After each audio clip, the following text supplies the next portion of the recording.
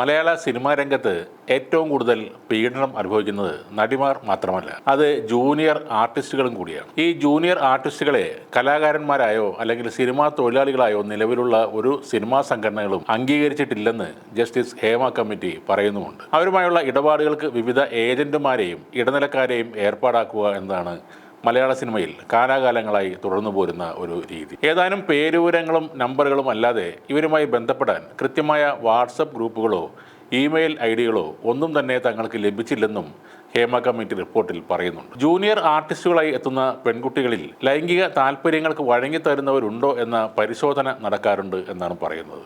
എന്തിനും വഴങ്ങുന്നവർക്കാണ് കൂടുതൽ അവസരങ്ങളും ലഭിക്കുന്നത്. ഇത്തരത്തിലുള്ള ആദ്യ പരിശോധന കഴിഞ്ഞാൽ അടുത്ത ഘട്ടത്തിൽ ആവശ്യക്കാരും പെൺകുട്ടികളെയും തമ്മിൽ ബന്ധിപ്പിക്കുന്ന ഒരു വാട്സപ്പ് ഗ്രൂപ്പിൻ്റെ ഭാഗമാക്കി സിനിമയുടെ മുഖ്യധാരയിലുള്ളവർക്ക് അവരെ എത്തിച്ചു നൽകുക പോലുള്ള വിചിത്രമായ നടപ്പുരീതികളും മലയാള സിനിമയിൽ ഇപ്പോൾ നിലനിൽക്കുന്നു എന്നാണ് അനുഭവസ്ഥർ മൊഴി നൽകിയിരിക്കുന്നത്. അതായത് പച്ചയായ മാംസ കച്ചവടമാണ് ഓരോ സിനിമാ സെറ്റുകളിലും പ്രവർത്തിക്കുന്ന ഇത്തരം വാട്സപ്പ് ഗ്രൂപ്പുകൾ കേന്ദ്രീകരിച്ച് നടന്നു വരുന്നത്. മലയാള സിനിമയിൽ ജൂനിയർ ആർട്ടിസ്റ്റുകളായി പ്രവർത്തിക്കുന്ന അനേകം പേരിൽ നിന്ന് ചോദിച്ചറിഞ്ഞ വിവരങ്ങളുടെ അടിസ്ഥാനത്തിലാണ് കമ്മിറ്റിയുടെ ഈ നിഗമനങ്ങൾ. തെളിവുകൾ അടക്കം ഇവർ ഹേമ കമ്മിറ്റിയോട് പങ്കുവച്ച മൊഴികളിൽ പറയുന്നതാണ് ഇനിയുള്ള കാര്യങ്ങൾ. അടിമകളോടെന്ന പോലെ ഞെട്ടിക്കുന്നതാണ് പല സിനിമാ സെറ്റുകളിലും ജൂനിയർ ആർട്ടിസ്റ്റുകളോടുള്ള പെരുമാറ്റം. കുടിവെള്ളമോ ഭക്ഷണമോ പോലും നൽകാതെ പൊരിവെയിലത്ത് 20 മണിക്കൂറിലേറെ നിർത്തിയ അനുഭവങ്ങളുമുണ്ട്. പലയിടത്തും മാനുഷിക പരിഗണന പോലും നൽകാതെയാണ് ഇടപെടലുകൾ. തെരഞ്ഞെടുത്തവർക്ക് മാത്രം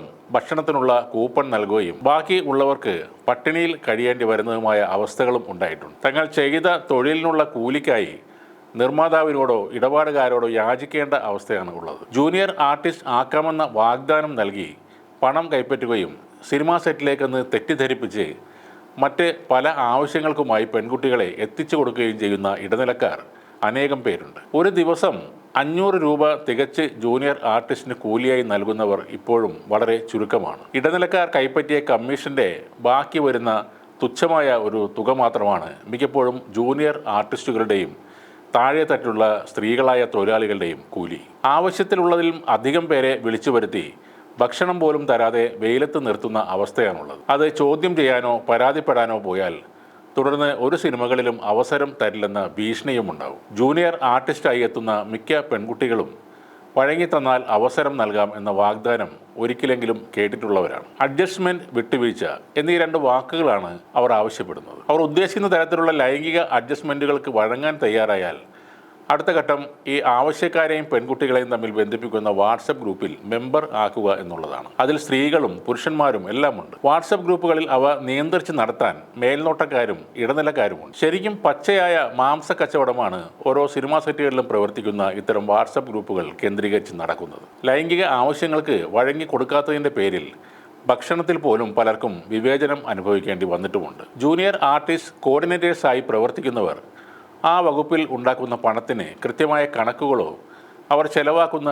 തുകയ്ക്ക് രേഖകളോ ഇല്ല. മെമ്പർഷിപ്പ് നൽകാമെന്ന് പറഞ്ഞ് 2500 മുതൽ 3000 രൂപ വരെ ഓരോ ജൂനിയർ ആർട്ടിസ്റ്റിൽ നിന്നും ശേഖരിച്ച് പറ്റിക്കുന്ന സംഘടനകൾ വരെയുണ്ട്. ഫെഫ്കയുടേതിന് സമാനമായ മറ്റൊരു പേരിലാണ് ഇത്തരം അംഗീകാരമില്ലാതെ പ്രവർത്തിക്കുന്ന സംഘടനകൾ അറിയപ്പെടുന്നത്. ഇങ്ങനെ 100-ലധികം സ്ഥാപനങ്ങളാണ് ഇപ്പോൾ കേരളത്തിൽ പ്രവർത്തിക്കുന്നത്. സിനിമ എന്ന ഫീൽഡിനെ സാധാരണക്കാർ സംശയത്തോടെയും ഭീതിയോടെയും കാണുന്നത് ഇത്തരം ചൂഷകർ ചെയ്യുന്ന പ്രവൃത്തികൾ കാരണമാണ്. മറ്റുള്ള രാജ്യങ്ങളിൽ പെൺമക്കൾ സിനിമാ രംഗത്തോ മോഡലിംഗ് രംഗത്തോ പ്രവർത്തിക്കുന്നതിൽ അഭിമാനം കൊള്ളുന്ന മാതാപിതാക്കളാണുള്ളത്. എന്നാൽ നമ്മുടെ നാട്ടിൽ ഇത്തരം ഏമാന്മാരുടെ കുൽസിത പ്രവൃത്തികൾ കാരണം ഈ രംഗത്തേക്ക് ഇറങ്ങാൻ പലരും മടിച്ചു നിൽക്കുകയാണ്.